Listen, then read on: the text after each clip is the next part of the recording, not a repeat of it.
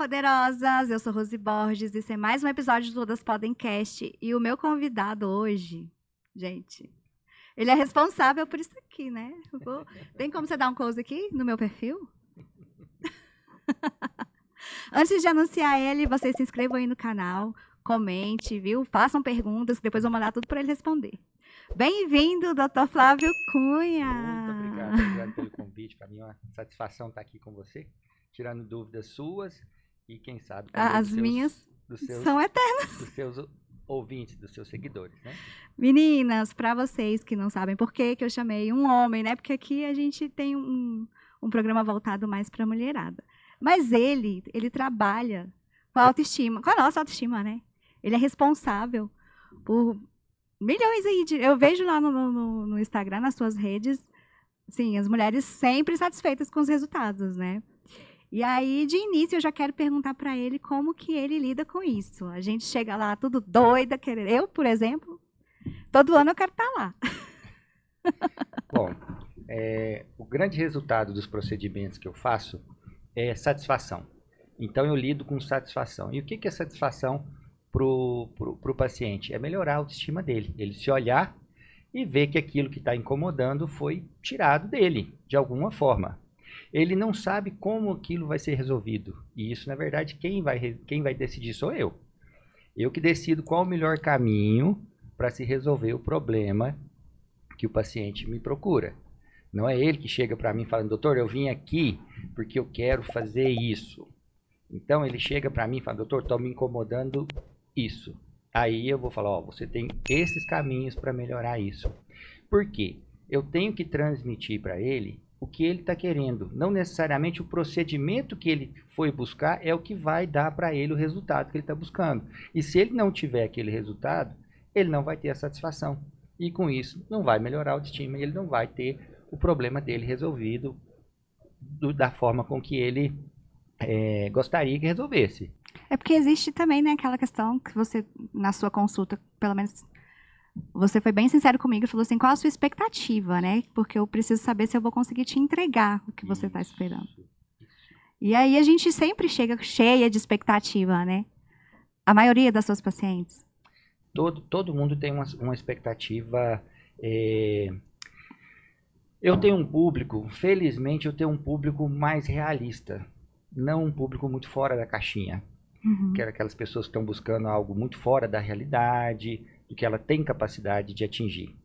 Então, eu mostro para eles, dentro do que ele tem, né, até onde a gente pode chegar. E se aquilo vai atender a expectativa com relação, ele vai receber um monte de informações e ele vai abrir a cabeça com relação até onde aquilo pode chegar. Aquele resultado que ele gostaria de atingir vai chegar. E muitos, felizmente, muitos entendem isso até onde pode chegar. E aí, sim, a expectativa vai ser atingida. Agora, quando aquela pessoa é muito sonhadora, parece que vive uma vida um pouco mais voltada para o externo e buscando mais... As redes sociais estão influenciando bastante, né? Então, o paciente já chega com uma coisa na cabeça, eu quero aquilo, quero aquele resultado. E às vezes aquilo não vai ser atingido, porque se sair você ou eu com uma pessoa que você admira bastante, você tem vontade de ser muito parecido com ela, uhum, em vários aspectos. Vamos imaginar que a gente foi ao shopping e vamos vestir as mesmas roupas, você e aquela pessoa, vamos ter o mesmo corte de cabelo, vamos vestir as mesmas cores, as mesmas roupas. Muito pouco provável que vai dar certo para as duas pessoas. Então, no que eu faço é a mesma coisa. Então, quando a expectativa é dentro da realidade que a pessoa, do que ela tem e até onde ela pode atingir, aí ela vai ser satisfeita. Do contrário, ela não vai entender dessa forma e vai estar sempre buscando algo que tenta satisfazer aquela expectativa. E aí, eu trabalho com a medicina tradicional baseada num diagnóstico para poder fazer os tratamentos, tipo lá qual o melhor tratamento, então eu vou tratar aquilo que está alterado. Então, se aquilo vai atingir a expectativa do paciente, isso está dentro dela. Então, é ela que sabe o que ela veio buscar. Se ela não for convencida dessa forma, Rosi, ela vai buscar de alguma outra forma tentar satisfazer aquela expectativa dela. Eu não vou falar nada, né? Mas eu confio em você, porque assim, eu nunca procurei outros meios. Sim. Então, todas as vezes que você falou pra mim é isso, vai ser assim. É, Eu tento te convencer, mas, mas eu confio. Eu esqueci, gente, de falar, a sua especialidade é apenas a parte do rosto. eu sou formado a minha especialidade mãe é otorrinolaringologia, e dentro da especialidade de otorrinolaringologia tem uma cadeira dentro da otorrinolaringologia que chama plástica facial. Então, na universidade que eu me formei na Universidade Federal de Uberlândia, em Minas Gerais. Eu adoro Uberlândia. A gente tem uma cadeira específica de plástica facial. E o que me motivou a fazer otorrinolaringologia foi exatamente a plástica facial. A rinoplastia e todos os tratamentos cirúrgicos para os problemas tanto estéticos quanto reparador da face. Então, a minha formação ela é originada daí. E quanto tempo já de atuação? Esse ano, no final do ano, eu faço 25 anos de formado e tem 21 anos que eu terminei a minha especialização. Isso é especialização dentro da faculdade, mas é um estudo eterno, contínuo, e buscando aperfeiçoamento, tanto aqui quanto fora do Brasil. A gente está sempre tentando trazer o melhor para vocês. Eu lembro que a primeira cirurgia que eu quis fazer, várias vezes eu fui no Dr. Wesley, que é seu colega, e ele falou, não vou fazer, vai para academia. E realmente eu obedeci, mas chegou um momento que ele mesmo chegou para mim, pode melhorar. E aí eu já tinha marcado férias para fazer, e ele viajou, coincidiu das nossas férias serem juntas, né? E aí eu acabei fazendo com outro médico. Não foi o resultado que eu esperava. Aí depois voltei de novo, novamente, Dr. Wesley. Que é essa questão que você falou, porque a gente cria uma expectativa e aí não gosta, e ficar mexendo toda hora é ruim, né? É ruim. E o Dr. Wesley chegou para mim e falou assim, não, vamos esperar o resultado final, depois de 1 ano a gente vê o que a gente faz. Aí acabou que depois realmente eu resolvi fazer novamente, e eu queria fazer o nariz junto. Aí ele falou assim, não, eu vou te indicar uma pessoa que você vai ficar super satisfeito, porque ele falou, eu indico uma pessoa que faça só nariz, porque tem 4 anos que eu não faço nariz, eu prefiro que você fique segura, e ele me indicou esse presente aqui pra mim, e eu nunca mais desgrudei, gente, eu perturbo ele. Aí assim que eu cheguei, você já foi falando, né, que me incomodava. E as pacientes já chegam lá já querendo o resultado, já te mostrando, eu quero isso. Esse vínculo que vocês criam com a gente com vocês, isso é extremamente importante, esse elo. Isso gera uma troca. Uma troca, na minha opinião, uma troca de energia que ela tem que ser canalizada para que tudo flua da melhor forma possível. Então eu tenho que ser ouvinte, eu tenho que entender a personalidade, entender os desejos, a expectativa, tentar ler nas entrelinhas do que vocês comunicam comigo, até onde eu posso chegar, o que eu posso indicar para esse paciente, para essa pessoa, para que ela não saia dali ou com uma sensação de que ela tem problema demais ou que ela foi menosprezada no que ela foi buscar. Então, a consulta, a forma de escutar, de entender, de tentar captar essas informações que vocês transmitem para nós, é muito importante para a gente chegar no resultado, melhor resultado possível. Agora, é muito importante entender algumas coisas, porque a medicina ela não é uma ciência exata, né? Então, o paciente ele tem que também entender que tem algumas variáveis que a gente não controla para a gente atingir o que a gente gostaria também. Tem a questão também de cada organismo reagir de uma forma, né? Com 1 semana, eu estava em Buenos Aires, viajando, e estava super bem, não tive hematoma. Tem de todo jeito. Então, assim, eu tenho pacientes, então, comunicando comigo o dia inteiro. Ou porque o resultado tá aparecendo bem antes do que a gente era previsto, e outros ainda com aquela expectativa, ainda passando pelas que a gente chama de morbidade cirúrgica, que é todo aqueles estigmas de pós-operatório imediato, que é o roxinho, que é o inchaço mais evidente, né? Que é uma certa dor. Então, comunicando comigo, e cada um, mesmo pacientes operados no mesmo tempo, assim, no mesmo período, tem uma recuperação. uma recuperação muito diferente. Então, e eu tenho que ficar vigilante com relação a isso, observar se realmente aquilo ali está acontecendo dentro da normalidade, que inerente às individualidades de cada pessoa, e aí sim trazer para vocês a tranquilidade que no momento certo você tem que ver o que você foi buscar, né? Que é aquela sensação gostosa de você falar, nossa, eu fui ali um profissional que me orientou, me diagnosticou e me trouxe aquilo que eu estava querendo ver. Mesmo que eu possa ter passado, isso é importante entender, que por um período de pós-cirúrgico não tão, uma recuperação não tão rápida, não tão evidente no início, porque a medicina, como eu falei, não é uma ciência exata e tem várias, assim, problemas inerentes à recuperação que são individuais. Então, o meu papel está em vigiar tudo isso que está acontecendo. E tem também, desculpa, a importância de ter um pré-operatório e o pós, né? Vamos falar sobre isso. Sem dúvida. Então, eu tenho protocolos. Então, os meus protocolos, geralmente os protocolos são quebrados muitas vezes devido a vocês, que às vezes não vão nos retornos, nos tempos em que eu até falo, ó, que aquele é o momento em que eu preciso ver, mesmo que seja para mim olhar, bater papo ali com você, mas o meu olho é diferente do de vocês. Então, o meu protocolo de pré-operatório, ele envolve, ele começa desde a consulta. O que eu preciso saber, né, de vocês para mim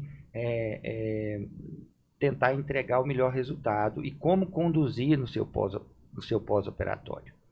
Então, tem um protocolo de exames pré-operatórios, o que eu preciso fazer na consulta, o que eu preciso de perguntar para vocês, e depois que a cirurgia é executada, também tem esse protocolo dos dias de retorno. Em cada momento que o paciente retorna até mim, eu estou querendo ver uma coisa, um momento da recuperação pós-cirúrgica.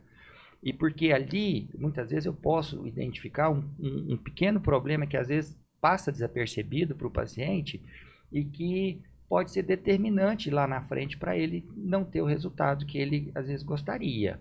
Então, assim, é fundamental seguir o protocolo, as medicações, os cuidados de pós-operatório e os retornos nos tempos corretos, porque aí eu vou ver, né? Tem um ditado que fala que é o olho do dono que engorda o boi. É verdade. Então, é o olho do cirurgião que sabe se a coisa está dando certo ou não. Tá, eu coloquei aqui, gente, umas anotações para eu não esquecer, porque, assim, é tudo muito específico, né? Eu não sou da área, então eu não entendo. Há muito tempo eu faço cirurgia, algumas, né, doutor? Mas algumas coisas, assim, eu sei. Mas eu queria que você falasse da importância do paciente ser honesto com a realidade dele, né? Para você poder conduzir da melhor forma a recuperação também. Isso. Durante a consulta, às vezes o paciente ele chega com uma certa, um pouco de receio, um pouco mais tímido, não tão claro no que ele realmente de fato gostaria. Então, esse paciente corre um grande risco dele ter um resultado que pode frustrar. Então, é muito importante eu entender tudo que se passa na cabeça dele com relação ao qual o real desejo dele, porque tem paciente, Rose, que às vezes chega no consultório pedindo algo um pouco mais astigmatizado, falando da rinoplastia, um nariz um pouco mais arrebitado, um nariz mais afilado, e esse seria o desejo oculto dele, ele não expõe dessa forma porque ele tem medo da cirurgia. Então ele fica com medo de passar do ponto, que aquilo vai ficar um pouco mais além do que ele realmente gostaria, e muitas vezes ele é mais acanhado nessas informações.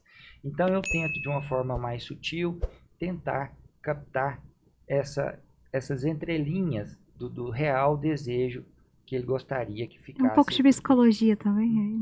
Total, total. E aí sim, aí quando eu consigo entrar nesse universo do paciente, de como ele é no dia a dia, até com relação às redes sociais, Sim. se eu não conseguir entregar o que ele vai buscar, que ele veio buscar, para a vida dele, porque o resultado é para ele, não é para mim. Né? Lógico que eu vou orientar da melhor forma possível dentro de algo que não possa causar nenhum dano para ele.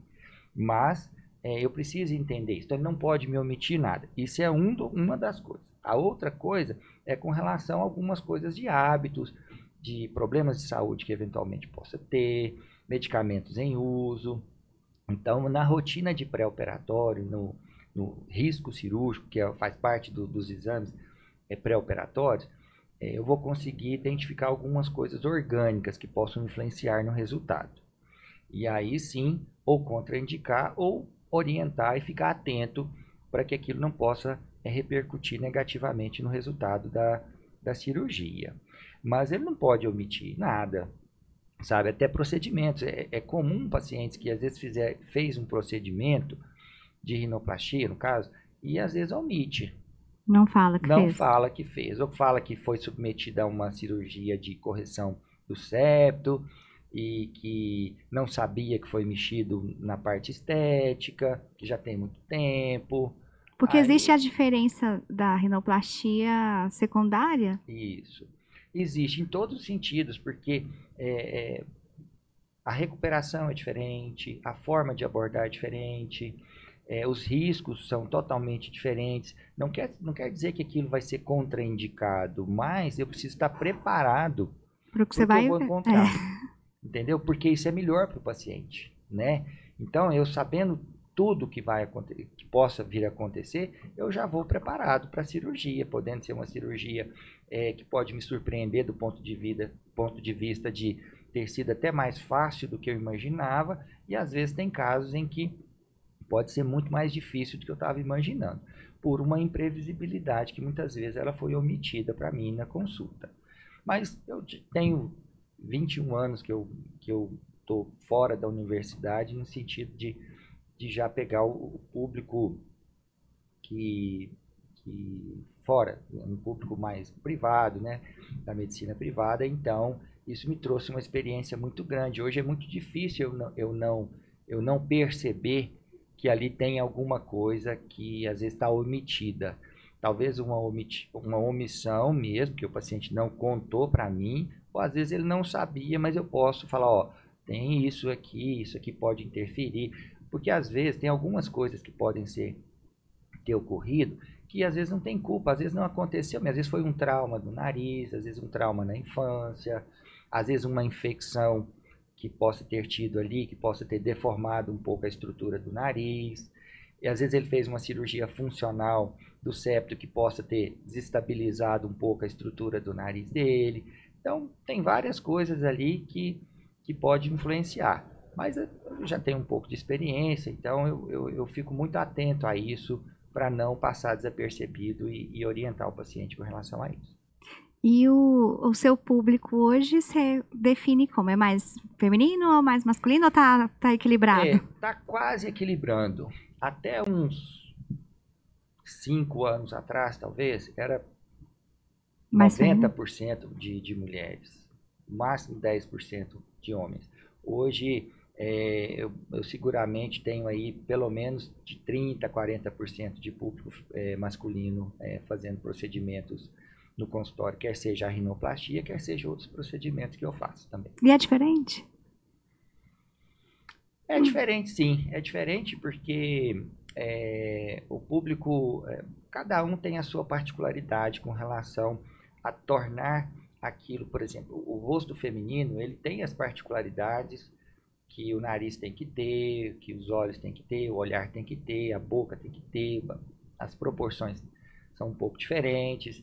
Então, tem essas particularidades, sim. No quesito dificuldade, no quesito como conduzir, é igual. Mas a cirurgia é diferente. Mas tem mais homem, assim, que chega com essa questão da autoestima baixa ou é igual também? Não, De uma forma geral, o público masculino, eles são muito exigentes também, sabe? Eles querem que a coisa fique, lógico que dentro da perspectiva Eles são mais dele. medrosos também, não? Ou demora mais para procurar?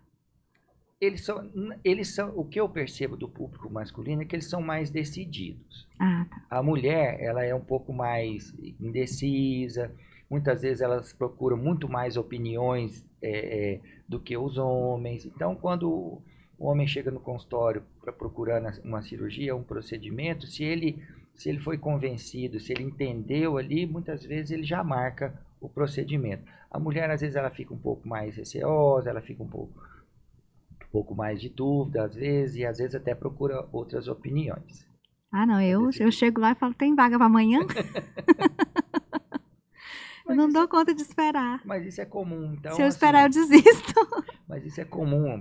Tem todos os tipos de personalidade com relação a isso. Então, tem as que são muito decididas mesmo, que já sabe o que quer, já sabe o profissional que está procurando, né? Então, você não tem tanto desgaste para poder fazer com que ela entenda, que ela fique mais esclarecida com relação ao que ela precisa fazer. E isso é uma coisa importante, porque assim, eu entrevistei uma menina que ela estava representando um grupo de mulheres que sofreram negligência médica e erro médico. Sim. Da mesma médica, né, na época. E a gente falou muito nisso, né, na importância de você procurar um bom profissional, de você investigar o máximo que você puder da vida do médico, porque a sua vida está ali e essas marcas no corpo pioram a autoestima, né? Sem dúvida. Você já pegou um caso de erro médico que você teve que refazer?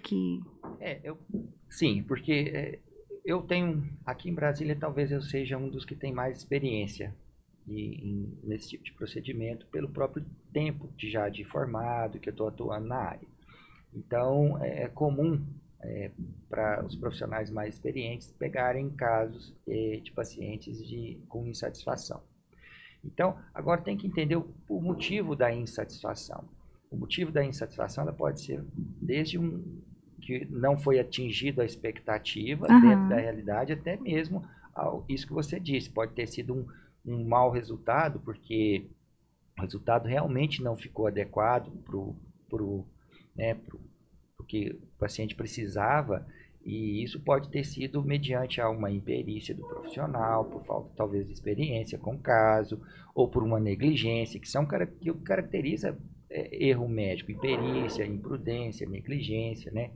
Então, assim, procurar profissionais mais habilitados, com experiência, é fundamental. Eu não entregaria alguém da minha família ou eu mesmo para alguém que eu não tivesse pleno conhecimento da formação e de como esse paciente atua, como esse médico atua no mercado, né? Não, a quantidade de mulher que me procurou para saber de você. E acho que vai lá, né? Vai sim, com certeza. Eu vou fazer um cupom de desconto, gente. Coloca aí embaixo que vai para vocês pedirem desconto lá se vocês forem indicadas por mim, tá? Mas eu super indico, exatamente por isso. Porque assim, eu percebi tanto na consulta, o seu cuidado que você teve E é uma consulta, assim, é uma aula, né? Ele tem muita paciência, muita didática. A paciência que você teve também de falar para mim, não, isso aqui sim. E esse protocolo que você utiliza para poder convencer a pessoa de que ela não precisa do que ela quer. Eu acho isso de uma ética e de uma educação. Você segue algum... Eu sigo exatamente o que deve ser seguido, que é com relação ao diagnóstico. Então, a medicina, ela se baseia em diagnóstico. Se aquilo não está diagnosticado, não tem que ser tratado. Não tem o porquê tratar.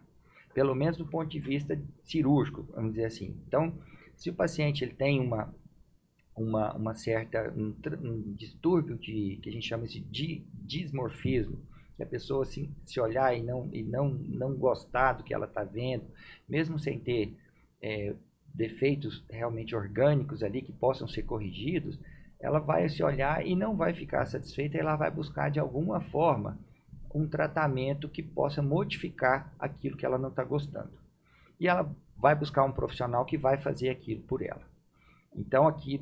Esse é o problema, né? Vai ter uma pessoa que vai querer se aventurar em fazer vai aquilo. criar uma expectativa. E às vezes o problema ele não é tratado dessa forma, ele vai ser tratado de uma forma psicológica, então melhorar a autoestima de outras formas, né? A gente tem que entender. Aí cabe a gente também entender, diagnosticar isso do paciente, né? Que isso não é um problema e que orientar ele com relação a buscar um profissional que possa ajudá-lo dessa forma. Eu já peguei pacientes assim, adolescentes, meninas de 14, 15 anos que não estão querendo ir na escola porque não gosta do nariz. Eu tive uma paciente que ela ficou 6 meses sem ir na escola porque ela não gostava do nariz. Eu vou começar a não ir trabalhar. Que horror, brincadeira. E enquanto ela não trouxe para mim um laudo do psicólogo, do psiquiatra, liberando ela para fazer o procedimento, eu não operei. Eu brinquei aqui, mas isso é muito sério, ainda mais na adolescência. Sério, muito sério. Qual é a idade que você aconselha a iniciar? Porque tem uma questão de estrutura também, né? Uma criança... Isso. Tem que observar o amadurecimento, a puberdade, no caso das meninas, quando já veio a primeira menstruação.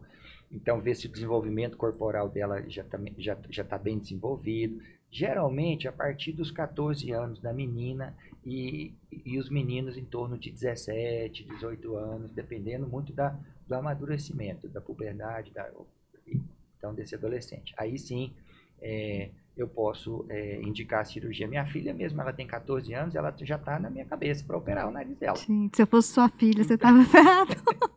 Então, ela já está estipulando. Ô pai, eu acordei torta hoje, arruma aqui. Dia 1º de dezembro eu quero operar. Então, Ai, que gracinha. E eu estou observando o rostinho, o desenvolvimento dela. Ela já tem 14 anos. Eu já operei meninas de 14 anos. Então, só que eu percebi que ela ainda não tem o amadurecimento de desenvolvimento facial completo, que eu posso fazer o procedimento. E ela fica para mim, não pai, mas se não der certo eu faço outro. Então, minha filha, não é assim. Então, essa é das minhas.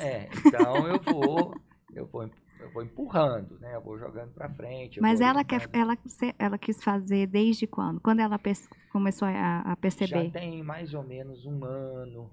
Então é recente. É recente. Porque geralmente esses jovens, antes de entrar nessa fase, eles não têm muito esse tipo de vaidade. Então, na hora que ele começa a ter vaidade, começa a ser mais vaidoso, começa a estar mais preocupado com a aparência, isso tem uma mudança bem significativa no comportamento. Aí ele é bem incisivo no que ele quer com relação aos procedimentos. Eu quero pintar o cabelo, eu quero deixar minha unha crescer, eu quero colocar silicone, aí são vários. A minha filha, ela, acho que foi ano passado, ano retrasado, nem sei, quis o cabelo azul. Aí agora quis a unha grande. Falei, meu Deus do céu, tá com 13, vai fazer 14 agora. Espero que ela não queira cirurgia tão cedo. A minha já teve cabelo azul e tá com a unha grande. Que gracinha. É uma fase boa, né? Mas eu não me lembro de, na adolescência, achar que eu precisaria de alguma coisa. Eu gostava. Mas foi mais, assim, depois dos 30. Quer dizer, eu tô... Redes sociais. As redes sociais fizeram isso. Porque antes, eu sou de um tempo em que, para se operar um paciente, ele fazia consulta, ele não tinha parâmetros para comparar, porque não tinha rede social, não tinha uma pessoa que ele olhava e falava, não, eu quero que meu nariz ficasse daquele jeito. Ele falava o que não gostava, a gente pedia para ir num foto para tirar umas fotografias que ele tirava e para a gente analisar. E depois de um mês da cirurgia, dava alta, e já tinha alta e estava pronto. E não fazia nem foto de pós-operatório. Com o advento das redes sociais e com os telefones que tem câmera, a gente começou a se fotografar mais. Então, a gente começou a perceber mais, tem os vídeos. Então, fomos ficando mais exigentes. Eu não tenho coragem, senão eu ia colocar aqui meu antes e depois. Não do nariz, não. O meu antes. Meu Deus, como é que eu achava que tava bom? Eu não tenho coragem. Eu falo para todo mundo, não tem antes, gente. Eu nasci assim. Mas, assim, é exatamente isso. Eu comecei a perceber porque a gente começou a se olhar mais, né? A olhar também outras pessoas, outras referências. Mas eu acho isso perigoso, porque assim, hoje em dia tem a questão do filtro, né? Tem até um pessoal aí falando que tem gente que chega em consultório querendo ficar igual ao filtro. Como assim? E tem um amigo que fala o seguinte: nós vamos deixar de operar, vamos ensinar os pacientes a tirar fotografia. A se maquiar e tirar fotografia. Então, ainda tem a questão da maquiagem, ainda tem a questão do filtro. E do ângulo, enfim. Tudo. Uma série de coisas. Tudo. Então, existe já um padrão de fotografias, de poses para ser avaliadas. Não adianta o paciente chegar para mim com um determinado ângulo de fotografia e querer que, baseado naquele ângulo, que eu vou dar um parecer sobre aquele resultado. Não. Então, a literatura, nos livros de rinoplastia, tem todos os ângulos que a gente deve observar para traçar as mudanças que a gente precisa fazer. Então, aí as fotos casuais, as do dia a dia, que são essas fotos que se faz de selfie, para publicidade de Instagram ou qualquer outra rede social, são fotos casuais. Não são fotos que para análise técnica de cirurgia. Então, são fotos que não podem ser usadas para julgamento. Uma coisa muito interessante, como a mente da gente, como a cabeça da gente, ela é treinada para gostar do que a gente acha bonito, né? Então, eu já pedi um paciente para trazer para mim, não, então, você quer o nariz assim? Então, só que ele me mostra uma pessoa que tem todos os elementos faciais belíssimos, são unanimidades de beleza. Então, aí eu falo, então você vai trazer para mim um paciente que você não gosta do nariz? Você quer o nariz... Não, na verdade, vai trazer uma foto de uma pessoa que tem um nariz que você gostaria que o seu fosse parecido, mas que você não gosta dessa pessoa, que você acha ela feia. Ninguém traz. Todo mundo só traz imagens de pessoas que ficaram belíssimas em fotos casuais. Isso não serve como parâmetro, entendeu? Porque isso não dá para... Porque aquilo é um momento, aquilo é uma situação que bem particular. Então, as fotos e a medicina trabalha com coisas mais técnicas com relação a estipular o que devemos ou não fazer. Eu lembro que uma conhecida nossa, ela foi comigo numa consulta com o Dr. Wesley e falou: eu quero ficar igual a ela. Ele... A matéria-prima não é a mesma.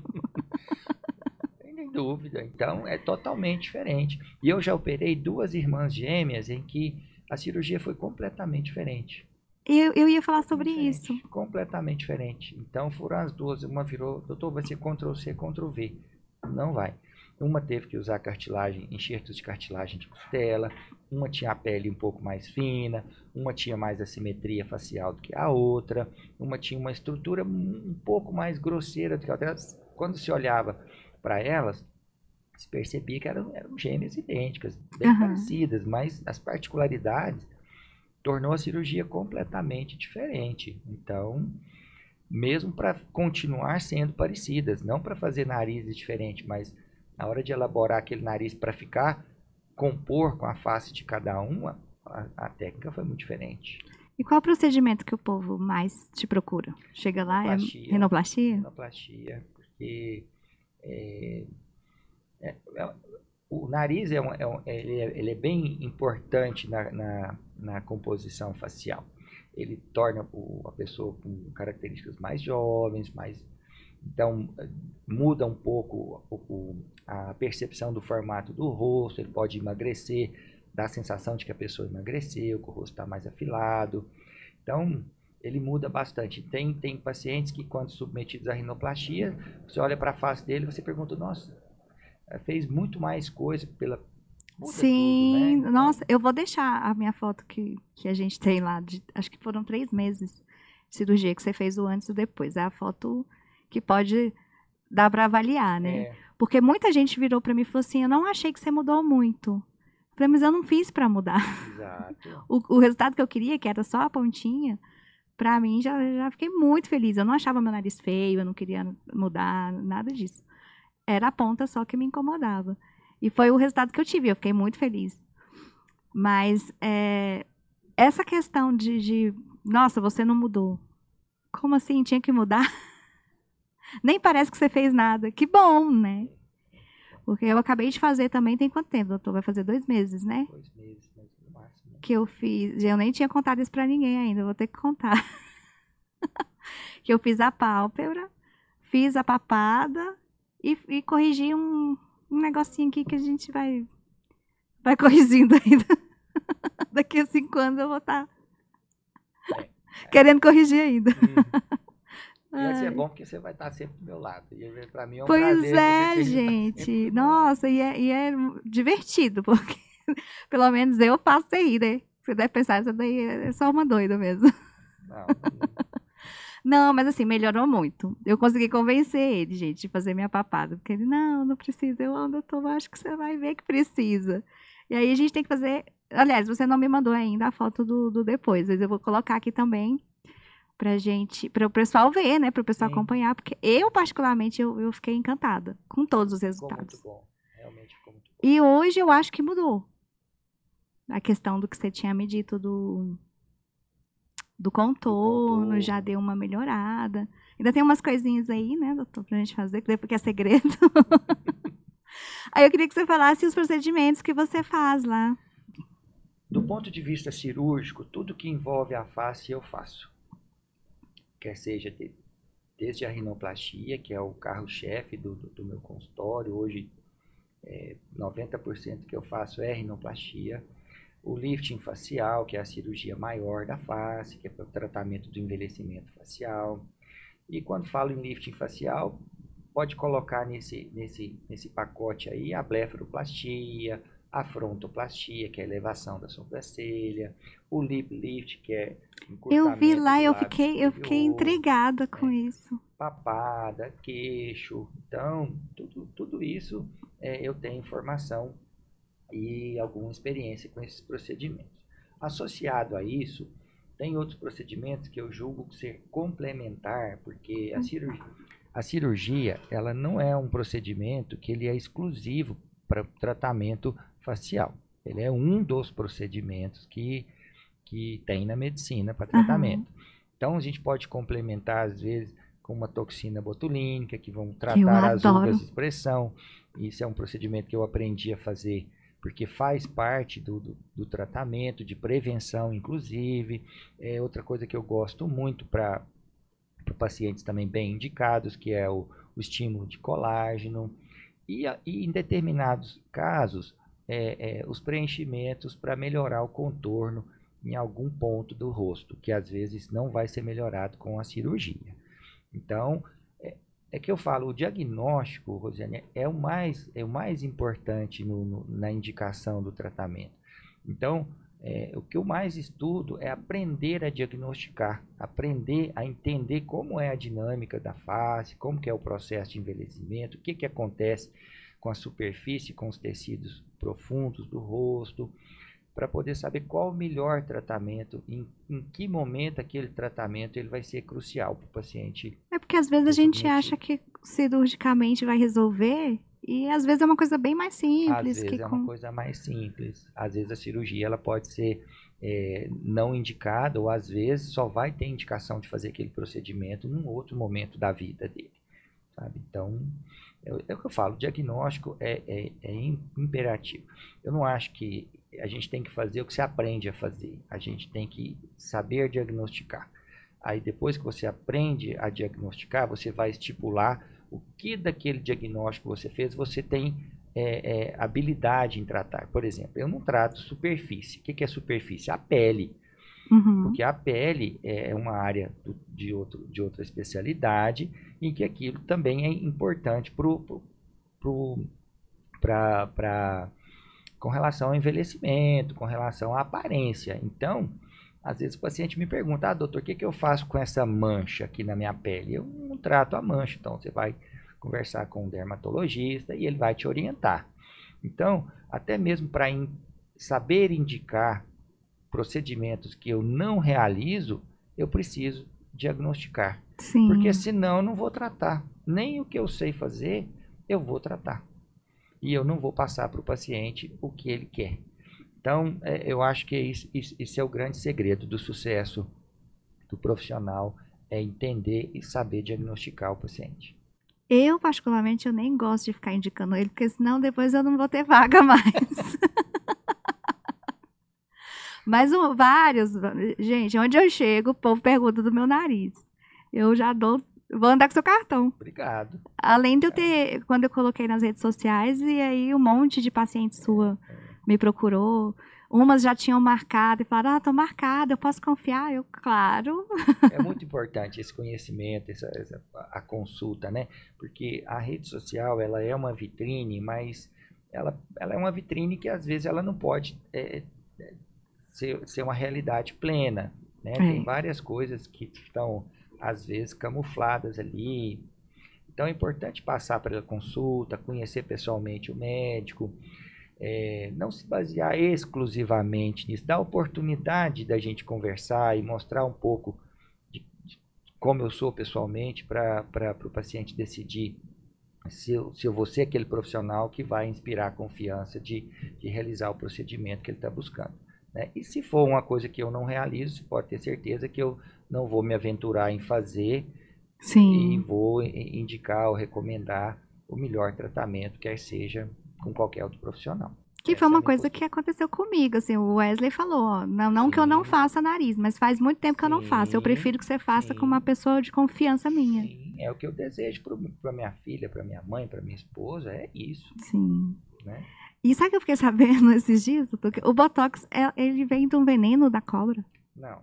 Como é que é isso? Botox é uma toxina de uma bactéria, Clostridium botulinum. Essa bactéria... Eu já ia sair picada de cobra aí. Essa toxina, ela paralisa o músculo. Então, ela paralisando o músculo, aquela ruga de expressão, de movimentação do músculo, ela fica sem ser feita, porque o músculo está parado. Então, é uma toxina. E ela, depois de um tempo que ela é colocada ali no tecido, através de uma agulhinha, ela é degradada. O organismo vai entender que aquilo ali é um corpo estranho, é algo que teoricamente não está fazendo bem para ele. E aí o organismo vai lá e consome aquela toxina daquela bactéria. Eu podia deixar. Mas você sabe que tem uma coisa, essa medicina estética hoje, que tem os procedimentos minimamente invasivos, feitos ambulatorialmente, como os procedimentos de toxina, preenchimentos com ácido hialurônico. Existe uma coisa na medicina que é nobre, é extremamente importante, que é a reversibilidade. Sim. Tudo que pode ser reversível é importante, porque vai que o paciente não gosta ou que teve, por algum motivo, aquilo não ficou adequado.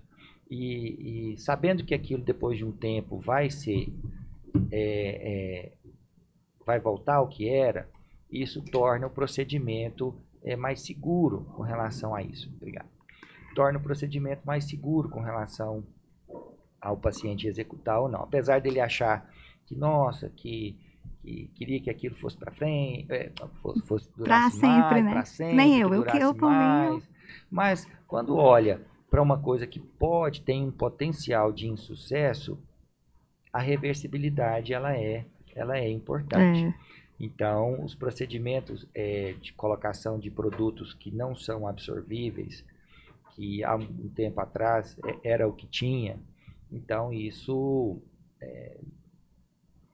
é algo que torna o resultado a longo prazo mais imprevisível. Muita gente fez, né? e teve problemas, né? Teve alguns problemas, teve pacientes que não tiveram problemas. Eu acho que dentro de uma estatística, pacientes que fizeram com profissionais que tinham essa visão, porque a questão às vezes não é o produto em si, às vezes é o profissional que está executando com aquela imperícia. Então, o produto ele pode influenciar também? Pode, porque tem coisas que a gente não sabe como vai ser aquilo a longo prazo, como aquilo vai ser o comportamento a longo prazo. E alguns produtos, quando eles são injetados em alguma parte do corpo, eles são difíceis de ser removidos cirurgicamente, às vezes impossível. Ou quando isso acontece com uma sequela maior. Então, quando se coloca produtos reversíveis, a gente tem que pensar em segurança. Os pacientes muitas vezes não pensam em segurança, eles querem a beleza, o resultado e que quando custe o que custar, né? Custe o que custar. E se aquilo ficou bom, ele gostaria que aquilo fosse para sempre. Mas tem que entender que existe uma coisa que é a prudência, que é o bom senso, a gente trabalhar dentro de uma segurança que tem que ser como fator principal para se fazer um procedimento. Uma coisa que eu acho que pouca gente sabe, uma das coisas da medicina que mais me marcou quando eu estava na minha formação, eu comecei a lidar com pronto-socorro na minha formação muito cedo. Uhum. Então eu fui para pronto-socorro em plantões de cirurgia, porque existia uma monitoria que você tem que fazer uma prova e você começa a dar plantão. E quando eu comecei a tratar pacientes, a fazer procedimentos nos pacientes, e que eu via o quanto eles me respeitavam, uma coisa que me marcou muito, eu fui atender um senhor de 60 e poucos anos, e eu devia ter mais ou menos uns 22 anos. E ele me chamando de senhor, de doutor, e se entregando ali para me examinar de uma forma muito explícita, assim. Isso me marcou muito. Aí veio uma coisa que quem me conhece sabe que é o respeito. Ao respeito, a consideração que vocês têm, a entrega que vocês depositam para a gente. Então, eu respeito muito isso. Então, para mim, quando eu passa pela minha cabeça em causar um dano, que eu tenho potencial de causar um dano ou gerar uma insatisfação, isso mexe muito comigo. Então, eu só fico feliz quando realmente eu vejo que o que eu faço está trazendo felicidade para vocês. Do contrário, eu não tenho satisfação no que eu faço. Então, a minha satisfação ela é ver a satisfação de vocês. E eu respeito muito essa entrega, essa disposição de se entregar de uma forma.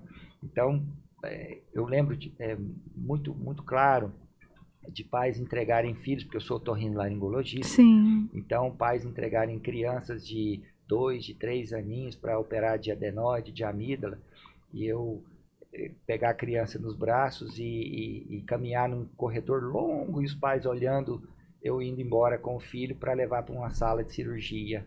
Então, isso mexe muito comigo. Então, é uma responsabilidade muito grande. Então, são vidas, né? São vidas. Então, por mais que seja um procedimento estético que o paciente está falando, isso é importante. Eu respeito isso da mesma forma como se estivesse tendo que operar um coração ou abrir a cabeça de uma pessoa para fazer um tratamento. Para mim tem a mesma importância. Então, a mesma responsabilidade, a mesma dedicação eu tenho e a mesma satisfação em ver a satisfação dos pacientes é o que me move. Que lindo! Eu quase chorei. Que eu lembrei da minha filha também, que fez há um tempo atrás adenoide. E é de doer mesmo o coração, assim, demais. Você entregar seu filho, por mais que todo mundo, não, mãe, é tranquilo. Eu já tive que entregar minha filha para um colega operar, então não sei como é. Então... Nossa. Ai, doutor, obrigada por ter aceito meu convite. As portas sempre abertas. E aí, gente, o próximo procedimento que eu fizer, eu vou trazer ele de novo aqui. Mas obrigada, seja sempre bem-vindo. Tá? Eu vou deixar as redes sociais dele aí, o contato. E não lota a agenda dele não, meninas. Deixa um pouquinho lá para mim ainda. Mas obrigada, gente. Esse foi mais um episódio. Espero que vocês tenham gostado. E até o próximo.